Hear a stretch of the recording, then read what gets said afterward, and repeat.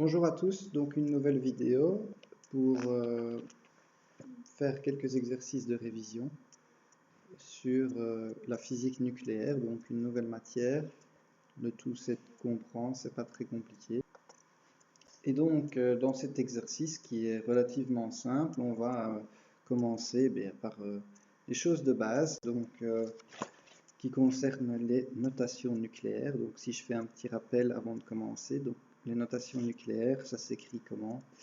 Eh bien, vous avez X qui représente le symbole chimique des atomes. Vous avez ici en exposant, mais côté à gauche, c'est ça la spécificité des notations nucléaires, c'est qu'on l'écrit à gauche. Donc, vous avez en haut à gauche le nombre de masses qui correspond au nombre de nucléons. Alors, le nombre de nucléons, pour ceux qui ne se rappellent plus,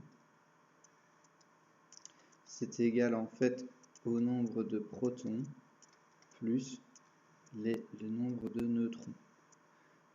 Et vous avez ici en bas à gauche Z qui est en réalité, donc ça n'a pas changé, vous connaissez de la chimie, le nombre atomique, le numéro atomique.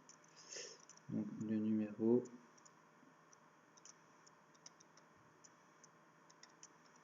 atomique que vous trouvez dans le tableau de Mendeleïev et qui est égal lui au nombre de protons.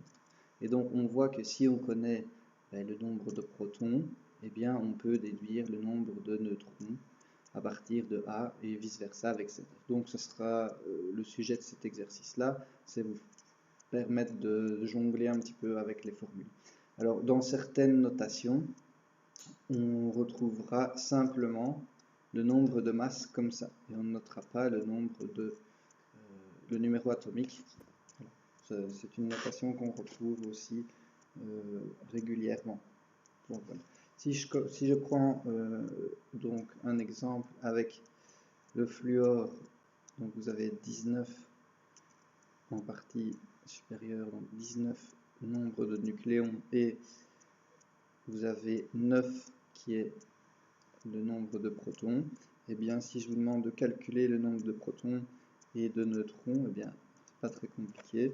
Ça, il y a 9 protons, comme je viens de le dire, ici, 9. Et pour le nombre de neutrons, le nombre de neutrons, bien c'est N0. Eh bien, je sais que le nombre de nucléons est égal à 19. Donc c'est égal au nombre de protons plus le nombre de neutrons. Donc si j'ai 9 protons, eh bien je trouve que le nombre de neutrons c'est égal à 19 moins 9, ça fait 10. Voilà, donc j'ai 10 neutrons. Donc ça c'était pour le fluor, voilà, fluor 19. Ensuite vous avez le carbone 14, hein, qui est assez connu, bon, voilà, carbone 14, et bien à nouveau, ici, qu'est-ce que je dois faire?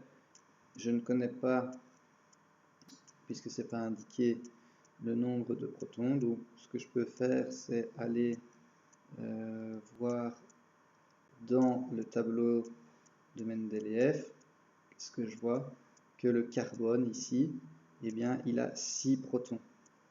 Donc s'il a 6 protons, en réalité, eh bien, ici, j'ai un petit 6, même s'il n'est pas indiqué, j'ai un petit 6 qui est en réalité présent.